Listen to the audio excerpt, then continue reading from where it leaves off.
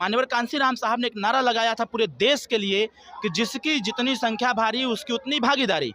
तो जातिगत जनगणना तब तक सफल नहीं हो पाएगा जब तक उन जातियों की एक्चुअल संख्या की गिनती हमने गिनती करा दिया कि 4.5% अकेले राजभर रहता है उत्तर प्रदेश में। अब वो गिनती यहाँ भी होगी और बिहार सरकार को करना पड़ेगा। जाति कह करके सब कुछ तो लूट लिए लोगों ने, और वो जातियाँ जो जाति के नाम पर सिर्फ जाति बन के रह गई उनको क्या मिला यार। देव भारतीय समाज पार्टी जो है लगातार बिहार में वंचित शोषित जागरण रैली कर रही है और इसी क्रम में जो अभी हम पहुंचे हैं बिहार के कैमूर जिला के धड़हर गांव में, जहां पर अरविंद राजभर जी आए हैं। सर, ये बताइए, लगातार आप लोग बिहार में रैलियां निकाल रहे हैं, क्या इसका पर्पस है? बिहार सरकार को ऐसा लगता है कि बिहार में गरीब नहीं रहता है। बिहार सरकार को ऐसा लगता है कि बिहार में वंचित वर्ग रहता ही नहीं है, जो अपने सामाजिक, शैक्षणिक, राजनीतिक और आर्थिक अधिकार को छोड़ चुका है। जिस सरकार में गरीबों की पूछ न हो, जिस सरकार में गरीबों के हिस्सा न मिलते हों, ऐसे गरीबों को लामबंद करने का काम सुहेलदेव भारतीय समाज पार्टी कर रही है। और सुहेलदेव भारतीय समाज पार्टी सदैव प्रयास कर रही है कि जो इनका जातिगत जनगणना आया हुआ है, इस जातिगत जनगणना में उन जातियों का नाम प्रेषित नहीं किया गया है जिनकी आबादी यहाँ बिहार में 3%, 4%, 3.5%, 2%, 2.5% है। ये समय समय पर, जिसको हर 10 साल पर सर्वेक्षण करके इन जातियों को उजागर करना चाहिए था कि उसका सामाजिक, शैक्षणिक, राजनीतिक और आर्थिक डेवलपमेंट हो सके, ये बिहार की सरकार ऐसा समझती है कि ऐसे लोगों की चर्चा और चिंतन न करके ऐसे लोगों का हिस्सा लूटा जाए। सुहेलदेव भारतीय समाज पार्टी जो जन जन तक आवाज़ अपनी बुलंद कर रही है, पहुंचा रही है, इसी वजह से पहुंचा रही है कि जातिगत जनगणना जो हुई है उसी के अनुसार जिन जातियों की जनसंख्या जितनी है उसको ये सरकार प्रेषित करे। इस आपके बिहार में रजवार की संख्या कितनी है, राजभर की संख्या कितनी है, राजवंशी की संख्या कितनी है, मंडल की संख्या कितनी है, चौधरी की संख्या कितनी है, खरवार की संख्या कितनी है, बिहार की संख्या गिनती कितनी है, जब तक इसको एक एक्यूरेट रेशियो में उजागर नहीं करेगा, इनका हिस्सा नहीं मिलने वाला है। डॉक्टर अंबेडकर साहब की लड़ाई के बाद मान्यवर कांशीराम साहब ने एक नारा लगाया था पूरे देश के लिए कि जिसकी जितनी संख्या भारी उसकी उतनी भागीदारी। तो जातिगत जनगणना तब तक सफल नहीं हो पाएगा जब तक उन जातियों की एक्चुअल संख्या की गिनती न हो जाए।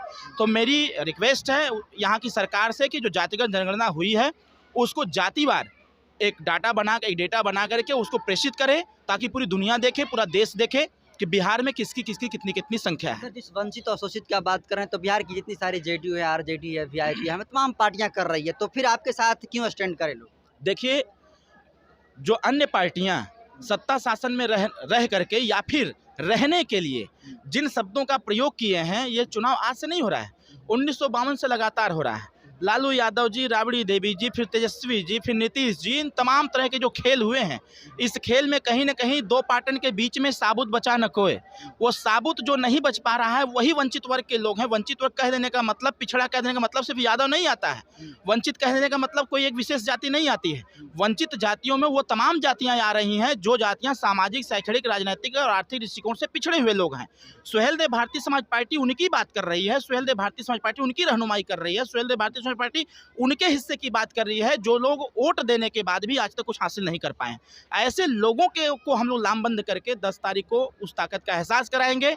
जो उत्तर प्रदेश में हमने गिनती करा दिया कि 4.5% अकेले राजभर रहता है उत्तर प्रदेश में, अब वो गिनती यहाँ भी होगी और बिहार सरकार को करना पड़ेगा इससे। सर, आरजेडी के बिहार में राज्यसभा सांसद है मनोज झा जी, उनका एक बयान काफी बिहार में कंट्रोवर्सी का रूप लिया हुआ है, ठाकुर का कुआं, इस पर आपकी क्या राय है?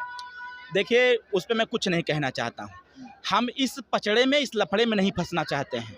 ये जाति जाति कह करके सब कुछ तो लूट लिए लोगों ने, और वो जातियाँ जो जाति के नाम पर सिर्फ जाति बन के रह गई उनको क्या मिला आज तक। तो ये कुल मिला जुला करके मुख्य उद्देश्य से भटकाने का सवाल है। हम हमारा जो कंसंट्रेशन है वो कंसंट्रेशन उन जातियों पर है, उन समाज पर है जो समाज हर स्तर से पिछड़ा और पिछड़ा गया है।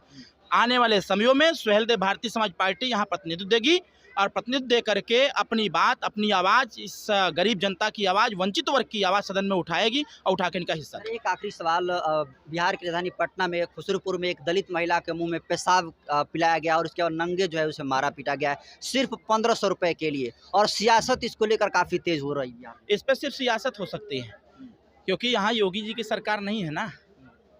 यहाँ योगी जी की सरकार नहीं है, भाजपा की सरकार नहीं है। मैं तो कहना चाहता हूँ उन समस्त लोगों से कि यहाँ भाजपा की सरकार बनाओ, योगी जैसा एक मुख्यमंत्री दे दीजिए, सब अपने आप ठीक हो जाएगा। ये सिर्फ राजनीति करने वाले लोग ऐसे घटनाओं पर राजनीति करते हैं, ऐसे घटनाओं पर रोटी सेकने का कार्य करते हैं।